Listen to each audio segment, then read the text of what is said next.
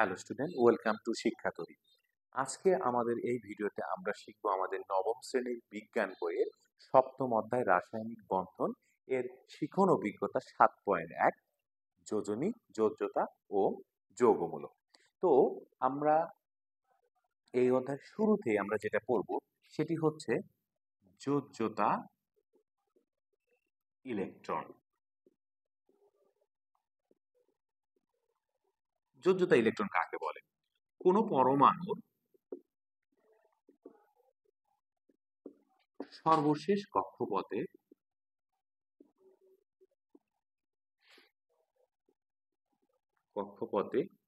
যে কয়টি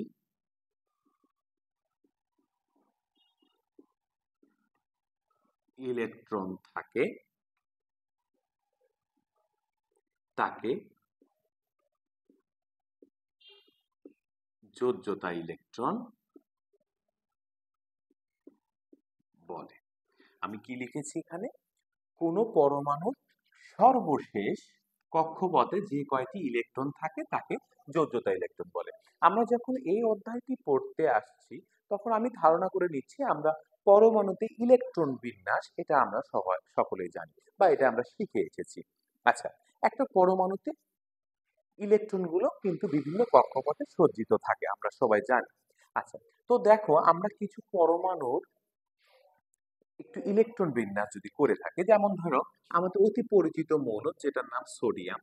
সোডিয়াম যার পারমাণবিক সংখ্যা 11, আমরা যদি এর ইলেকট্রন বিন্যাসটা করি তাহলে ইলেকট্রন বিন্যাস প্রথমে হবে কি 1s2 2s2 2p6 3s1। আচ্ছা, তো আমি যদি দেখি আমার এখানে সর্বশেষ কক্ষপথটি কোনটি, আমার এখানে সর্বশেষ কক্ষপথ হচ্ছে 3s এবং এই 3s এ ইলেকট্রন আছে কয়টি? একটি।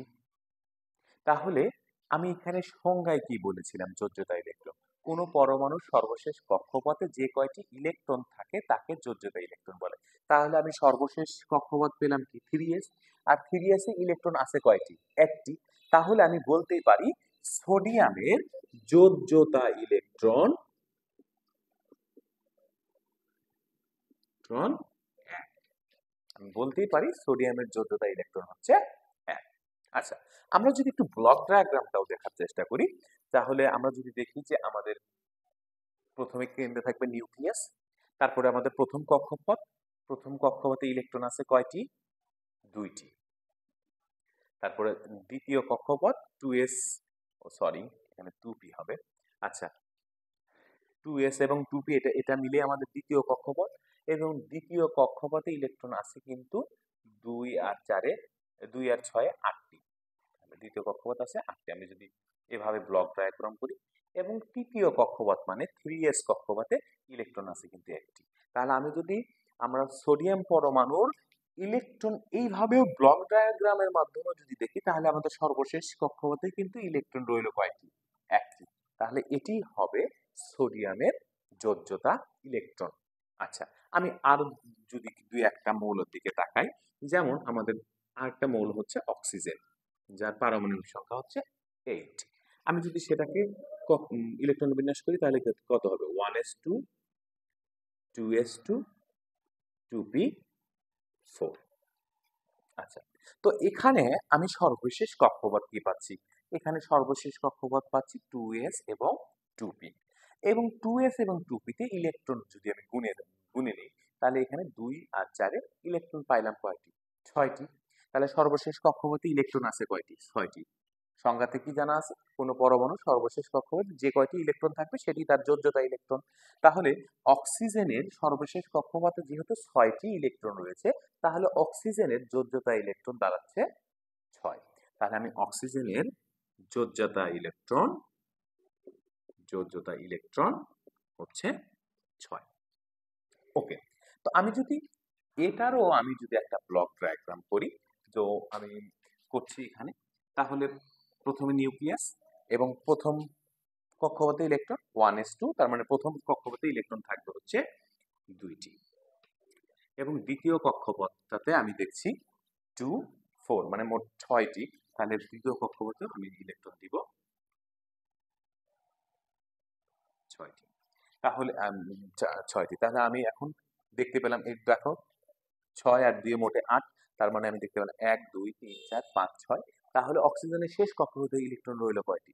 6টি। তাই অক্সিজেনের যোজ্যতা ইলেকট্রন হচ্ছে 6। আমরা এই পদ্ধতি এবং এই পদ্ধতি উভয় পদ্ধতি ব্যবহার করে আমরা যোজ্যতা ইলেকট্রনকে বের করতে পারবো। তো আমি সবার কাছে সাজেস্ট করব অবশ্যই আমরা ইলেকট্রন বিন্যাসের মাধ্যমে যেন যোজ্যতা ইলেকট্রন বের করি, যেটা আমাদের কাছে সহজ হবে এবং টাইম কনজিউমটা কম করবে। তো সবাই আমরা ইলেকট্রন বিন্যাস করব, ইলেকট্রন বিন্যাসের শেষ কক্ষপথটা দেখার চেষ্টা করব।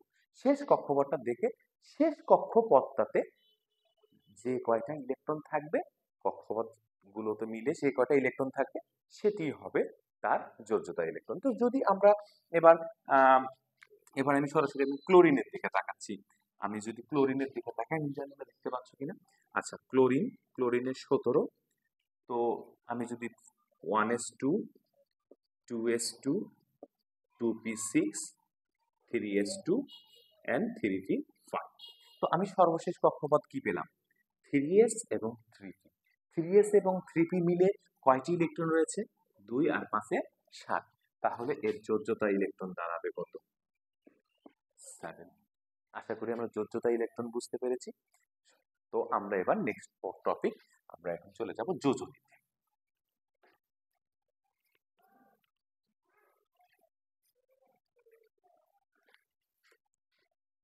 যোজনী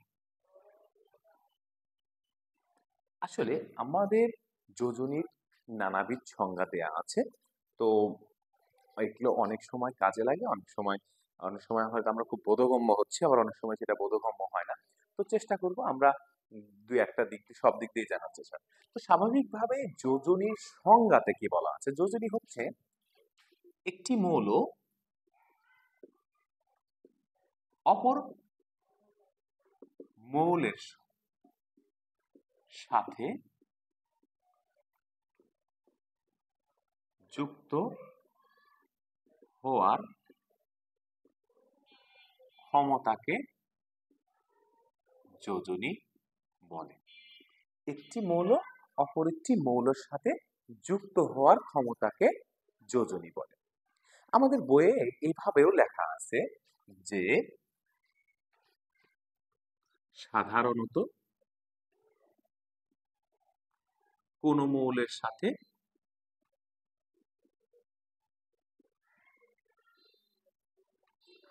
যতটি হাইড্রোজেন বা ক্লোরিন যুক্ত হতে পারে, তাই তার যোজনী। এরকম একটা সংজ্ঞা আমাদের বইয়ের মধ্যে লেখা আছে বা এরকম একটা ব্যাখ্যা দেওয়া আছে। আচ্ছা, তো আমরা সবগুলো একটু দেখার চেষ্টা করি। আচ্ছা, তো একটি মৌল অপর একটি মৌলের সাথে যুক্ত হওয়ার ক্ষমতাকে যোজনী বলে। এটা কেন বলতেছে? কারণ আসলে যোজনীর মধ্যে যোজনী ডিটারমাইন করবে এটি কোন মৌলের সাথে কয়টি করে যুক্ত হবে। সেই কারণেই এটাকে আসলে বলা হয় হলে আহ, যুক্ত হওয়ার ক্ষমতা। স্বাভাবিকভাবে আমি যদি একটু খুব সিম্পলি ভাবে দেখার চেষ্টা করি, আমরা অষ্টম শ্রেণীতে পড়ে এসেছি হয়তো অনেকেই, সেটা হচ্ছে যে আহ, যোজনীকে হাত হিসেবে কল্পনা করেছে। আমি যদি একটু সামান্য বোঝানোর চেষ্টা করি যে যোজনীকে হাত, আমি একটু দুই একটা মৌলের যোজনী আগে থেকে বলে দিচ্ছি। যেমন হচ্ছে আমি নাইট্রোজেনের যোজনী বলে দিচ্ছি আগে থেকে 3। কেন 3 সেটা আমি তোমাদের ব্যাখ্যা দিচ্ছি। এবং হাইড্রোজেনের যোজনী হচ্ছে 1। আচ্ছা, তো নাইট্রোজেনের আমি যোজনীকে ধরে নিব একটি করে হাত। তো নাইট্রোজেনের যোজনী যেহেতু 3, তাহলে নাইট্রোজেনের হাত হচ্ছে 3টি এবং হাইড্রোজেনের যোজনী 1, তার মানে হাত হচ্ছে 1টি। তাহলে দেখো, এখন নাইট্রোজেনের 3টা হাত থাকবে। আচ্ছা, এই 3টা হাত আর হাইড্রোজেনের একটা হাত, তাহলে হাইড্রোজেন একটা হাত নাইট্রোজেনের সাথে একটা হাতের সাথে যুক্ত হতে পারবে। কিন্তু নাইট্রোজেনের হাত কয়টি? 3টি। 3টি হাত পূরণ করতে হবে। তাহলে 3টি হাত পূরণ করার জন্য সে আরো কি নিয়ে আসবে? আরো কয়েকটি হাইড্রোজেনকে নিয়ে আসবে। যুক্ত হলো হাইড্রোজেন কয়টা করে হাত ধরতে পারবে? একটা, যেহেতু হাইড্রোজেনের যোজনী বলে দিচ্ছি। তাহলে একটি নাইট্রোজেনের সাথে কয়টি হাইড্রোজেন যুক্ত হলো, কয়টি হাত বন্ধন হলো? 3টি। তাহলে যৌগটি দাঁড়ালো NH3, যেটাকে আমরা জানি হচ্ছে অ্যামোনিয়া আকারে। অ্যামোনিয়া, আমরা যেটা এটাকে জানি হচ্ছে এটি হচ্ছে অ্যামোনিয়া। তাহলে দেখলাম যে এই যে যুক্ত হলো কিন্তু তার যোজনীর মাধ্যমে, যুক্ত হলো কিন্তু তার যোজনীর মাধ্যমে। সেই কারণে আসলে এখানে সংজ্ঞায় বলা আছে যে একটি মৌল অপর একটি মৌলের সাথে যুক্ত হওয়ার ক্ষমতাটাকে বলা হয় যোজনী। যদিও এটা একদম ছোটবেলার পড়া, এই পড়াটা আমরা আসলে পড়বো না।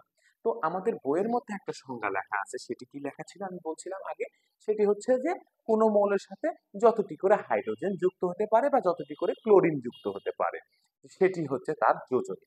আচ্ছা, তো যেমন আমরা যদি একটা সোডিয়াম ক্লোরাইড এই সংকেতটা দেখি যে একটা ক্লোরিনের সাথে কতটা করে নাইট্রোজেন যুক্ত, হ্যাঁ সোডিয়াম যুক্ত হয়েছে, এখানে যুক্ত হয়েছে হচ্ছে একটা, তাহলে সোডিয়ামের যোজনী হচ্ছে, বা সোডিয়ামের সাথে কয়টা ক্লোরিন যুক্ত হয়েছে, একটা, যেহেতু যে কোনো মৌলের সাথে যতটি ক্লোরিন যুক্ত হতে পারে সেটি তার যোজনী, হাইড্রোজেন বা ক্লোরিন যুক্ত পারে। আবার অ্যামোনিয়ার দিকে যদি আমি তাকাই, এখানে নাইট্রোজেনের সাথে কয়টি হাইড্রোজেন যুক্ত হয়েছে, তিনটি হাইড্রোজেন যুক্ত হয়েছে, তাই আমি এটাকে বলবো এই নাইট্রোজেনের যোজনী হচ্ছে 3। আচ্ছা, আবার বলা আছে যে আরেকটি সংজ্ঞাতে বলা আছে যে কোন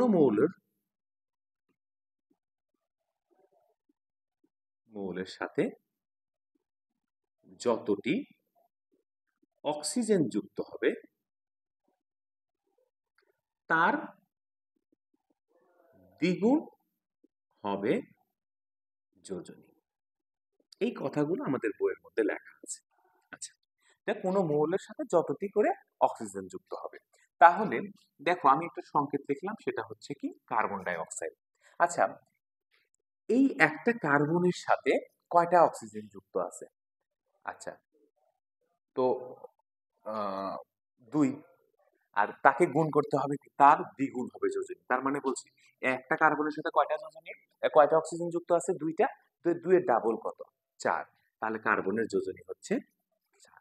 এরকম করে আমাদের বইয়ের মধ্যে লেখা আছে, সেটি হচ্ছে যে একটি আহ, একটি মৌলের সাথে যতটি করে হাইড্রোজেন যুক্ত আছে তত সেটাই হবে সেই মৌলের যোজনী। দেখলাম আমি অ্যামোনিয়াতে একটা নাইট্রোজেনের সাথে 3টা হাইড্রোজেন যুক্ত আছে, তাই নাইট্রোজেনের যোজনী হচ্ছে 3। বা একটা সোডিয়ামের সাথে একটা ক্লোরিন যুক্ত আছে, তাই সোডিয়ামের যোজনী হচ্ছে 1, যতটি করে হাইড্রোজেন বা ক্লোরিন যুক্ত থাকে, এই মতে। আর দ্বিতীয় মতে কি ছিল, কোনো মৌলের সাথে যতটি করে অক্সিজেন যুক্ত হবে তার দ্বিগুণ হবে ওই মৌলের যোজনী। যেমন এই কার্বনের সাথে এখানে কিন্তু 2টা অক্সিজেন যুক্ত আছে, তো 2 এর ডাবল কত, 4, তাহলে কার্বনের যোজনী হচ্ছে 4। আশা করি আমরা এই রকম সংকেত দেখলে সেখান থেকে যোজনী নির্ণয় করতে পারবো। তবে তারপরেও প্রত্যেকটা মৌলের যোজনী কেন 2, কেন 4, এটা আসলে অ্যাপ্রোপ্রিয়েট সংখ্যা নাও হতে পারে। আসলে আমাদের যোজনীর একটা ইম্পর্টেন্ট সংজ্ঞা হচ্ছে, আমি যেটা দাঁড়াবো সেটা হচ্ছে কোন মৌলের সর্বশেষ কক্ষপথে যতটি বিজোড় ইলেকট্রন থাকবে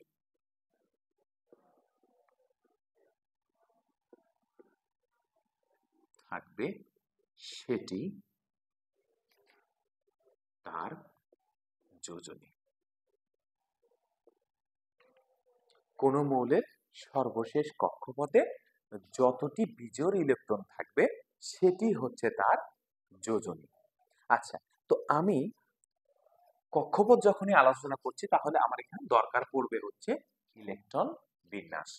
ইলেকট্রন বিন্যাস, তো আমি ধরে নাও আমি কিন্তু সোডিয়ামের, এর আগে আমি 3টা মৌলের নাইট্রোজেনের বের করেছিলাম 3, আচ্ছা সোডিয়ামের বের করেছিলাম 1, এবং কার্বনের বের করেছিলাম কিন্তু 4। আমি একটু দেখব কেন এগুলো 1, 3, 4, এটাও আমি দেখি।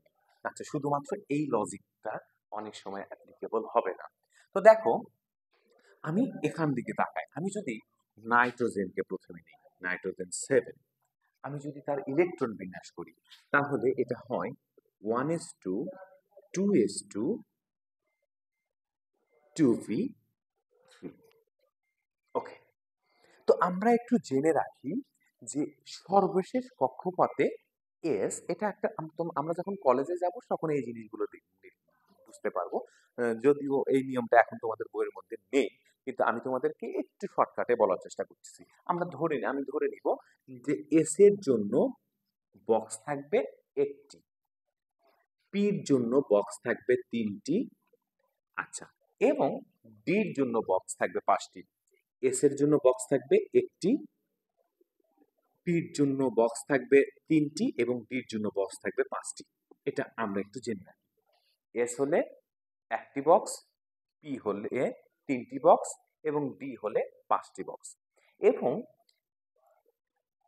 নিয়ম অনুযায়ী ইলেকট্রনগুলো 4 শূন্য, আমি জানি যে পরমাণু 4 শূন্য, কারণ কি একটি ইলেকট্রন যেদিকে ঘুরে অপর একটি ইলেকট্রন তার বিপরীত দিকে ঘোরে, তার মানে একটা যদি নিচের দিকে যায় আর একটা উপরের দিকে যাবে, তাদের স্পিনটা একটা নিচের দিকে গেলে একটা উপরের দিকে যাবে। তো আমি আগের গুলোর দিকে তাকাবো না, আমি সর্বশেষ গুলোর দিকে একটু তাকাবো, যেহেতু সর্বশেষ কক্ষপথে যতটি বিজোড় ইলেকট্রন, দেখো এটা কিন্তু যোজ্যতা ইলেকট্রনের সাথে গোল মালানো যাবে না, ওখানে যতটি ইলেকট্রন ছিল আর এখানে বলছে যতটি বিজোড় ইলেকট্রন, বিজোড় মানে কিন্তু বুঝতে পারছি। আচ্ছা, তো দেখো এসে ইলেকট্রন আছে কয়টি? দুইটি। একটি যদি উপরের দিকে যায় আর একটি আসবে নিচের দিকে গেল, তাহলে এখানে কিন্তু জোড়া তৈরি হয়ে গেছে। এখন এইদিকে তাকাই, তিনটি আছে, প্রথমে তিনটি একদিকে যাবে, আগে বক্সগুলো পূরণ করবে। এখন দেখলাম তিনটায় বেজোড়, এখানে কিন্তু জোড় মিল হয়নি। তুমি বলতে পারো স্যার একটা কাজ করি, আমরা এটাকে এরকম করে দিয়ে আগে এটাকে দিই, তাহলেই তো হয়। না, আসলে তা হবে না, প্রথমে আগে এক সাইডটা পূরণ করবে তারপরে অন্য সাইডে আসবে। তাহলে আমরা প্রথমে একটা একটা একটা একটা করে দিলাম, তো দিলাম, দিয়ে দেখলাম এখানে বিজোড় ইলেকট্রন পেলাম কয়টা? তিনটা। এখানে লেখা আছে কোন মৌলের সর্বশেষ কক্ষপথে যতটি বিজোড় ইলেকট্রন থাকবে। এই মৌলের সর্বশেষ কক্ষপথে কতটি বিজোড় ইলেকট্রন দেখলাম? তিনটা। আচ্ছা, তাই এর যোজনী হচ্ছে 3, এর যোজনী হচ্ছে 3। ওকে, তো আমরা দেখি তাহলে সোডিয়ামের ক্ষেত্রে যদি তাকাই, sodium 11, 1s2, 2s2, 2p6, 3s1। এখানে শেষ কক্ষপথ কোনটা? 3s। তাহলে 3s এস এর জন্য কয়টা বক্স থাকবে?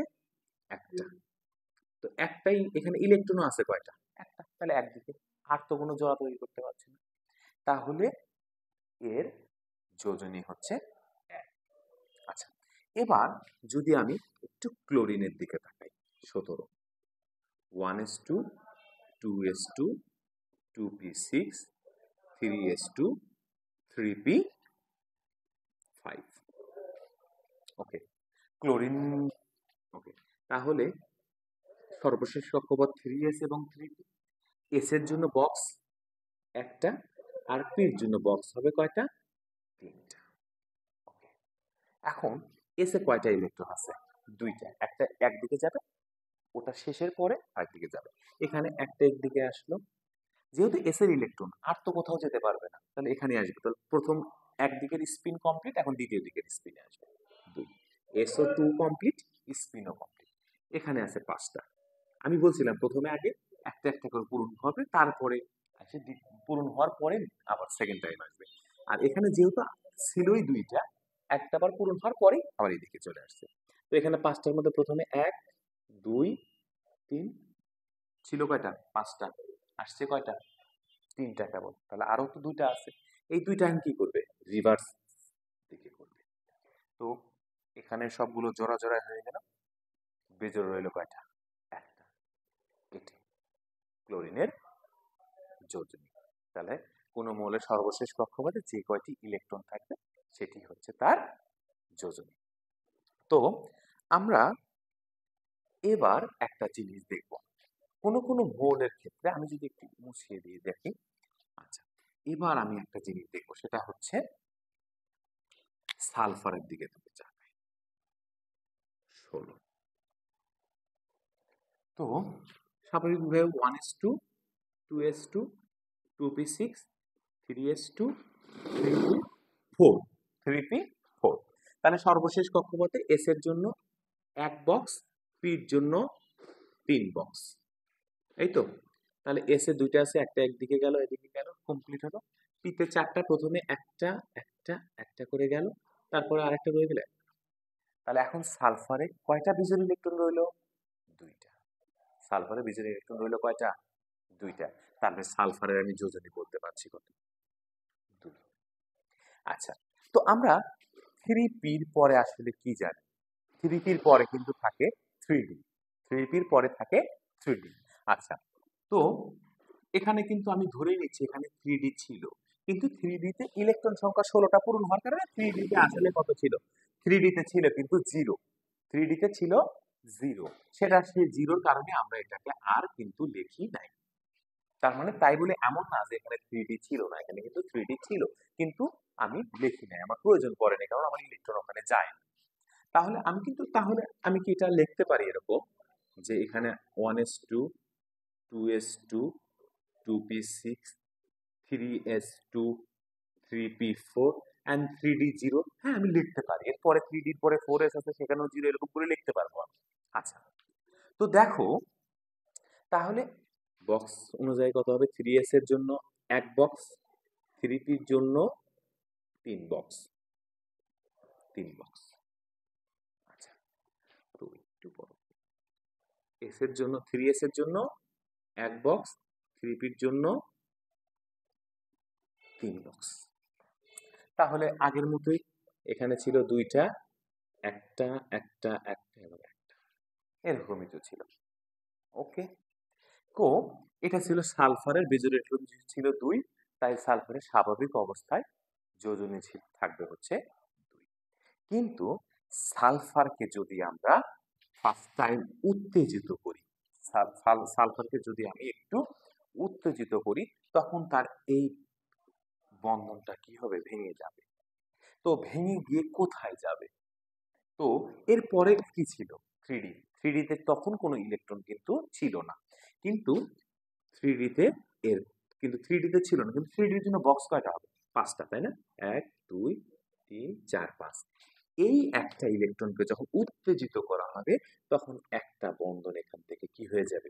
ভেঙে যাবে, ভেঙে গিয়ে ওর 3d-তে চলে যাবে। এখন একটু বিজোড় ইলেকট্রনের সংখ্যার দিকে তাকাই তো। এখন বিজোড় ইলেকট্রনের সংখ্যা হলো কয়টা? 1 2 3 4।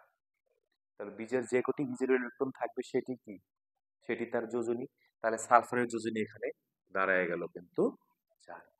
স্বাভাবিক অবস্থায় 2, এখানে হলো 4। আচ্ছা, আমি মনে করো আর একটা বার উত্তেজিত করেছি, 16। 1s2, 2s2, 2p6, 3s2, 3p4 এবং 3d এখানে সামথিং আছে। আচ্ছা, ওকে, তাহলে 3s এর জন্য বক্স স্বাভাবিক অবস্থায় 2টা ইলেকট্রন 2টা চলে গেল। আচ্ছা, আগের বার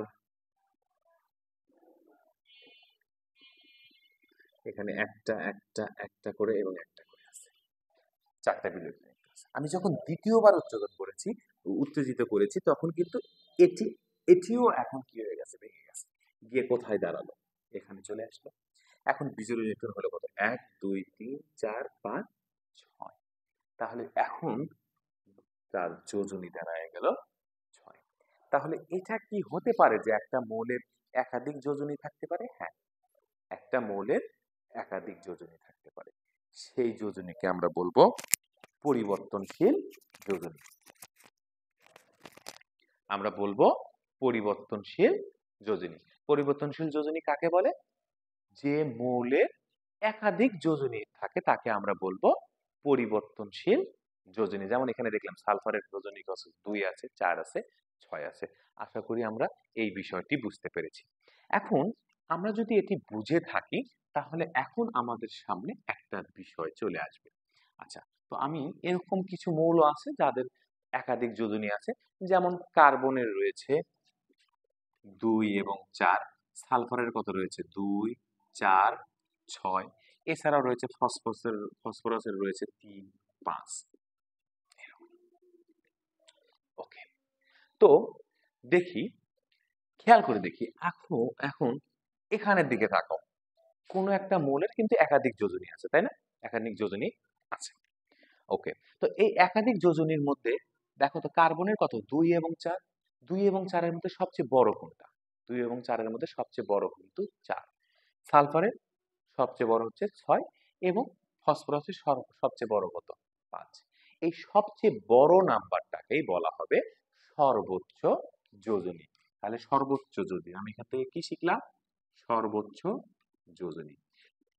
সর্বোচ্চ যোজনী কিন্তু যারা এক যোজি তাদের ক্ষেত্রে কিন্তু, মানে যারা তাদের যোজনী একটি, তাদের ক্ষেত্রে কিন্তু প্রযোজ্য হবে না। সর্বোচ্চ যোজনী প্রযোজ্য হবে যাদের যোজনী পরিবর্তনশীল, তাদের ক্ষেত্রে কিন্তু ব্যবহার হবে হচ্ছে সর্বোচ্চ যোজনী।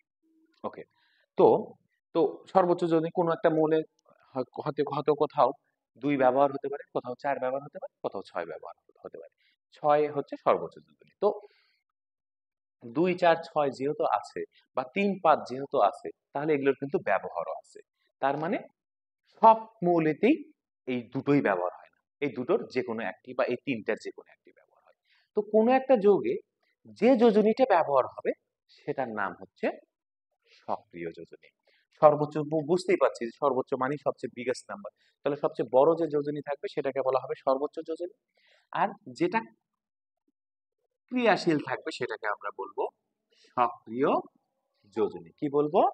সক্রিয় যোজনী। যে যোজনীটা এখানে ক্রিয়াশীল থাকবে তাকে আমরা বলবো সক্রিয় যোজনী। যেমন আমি যদি তাকাই ফসফরাস ট্রাইক্লোরাইড, একটি মৌলের সাথে যে যতটি ক্লোরিন যুক্ত হয়, আমি যদি ওই আগের প্রথম ধারণাতে দেখো, তাহলে এখানে ফসফরাসের সাথে ব্যবহার হয়েছে কিন্তু হচ্ছে 3। ফসফরাসের সাথে ব্যবহার হয়েছে 3, তাহলে এখানে সক্রিয় যোজনী হচ্ছে 3।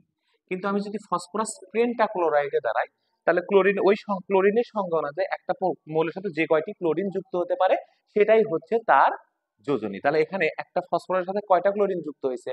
5টা ক্লোরিন যুক্ত হয়েছে, তাই এর যোজনী হচ্ছে 5। তাহলে এখানে সক্রিয়টা হচ্ছে 5। তাহলে বিভিন্ন মৌলে সক্রিয়তা বিভিন্ন হতে পারে। আচ্ছা, এরপর আমরা সর্বোচ্চ বুঝেছি, সক্রিয়টা বুঝেছি। এই সর্বোচ্চ আর সক্রিয়র মধ্যে আরেকটা যোজনী থাকলো, সেটা হচ্ছে সুপ্ত যোজনী। থাকলো সুপ্ত যোজনী। সুপ্ত মানে কি? যেটি লুকিয়ে ছিল, মানে যেটা এখনো আর দেখা যাচ্ছে না। তাহলে দেখো, সুপ্তর একটা সূত্র হচ্ছে সর্বোচ্চ মাইনাস সক্রিয়।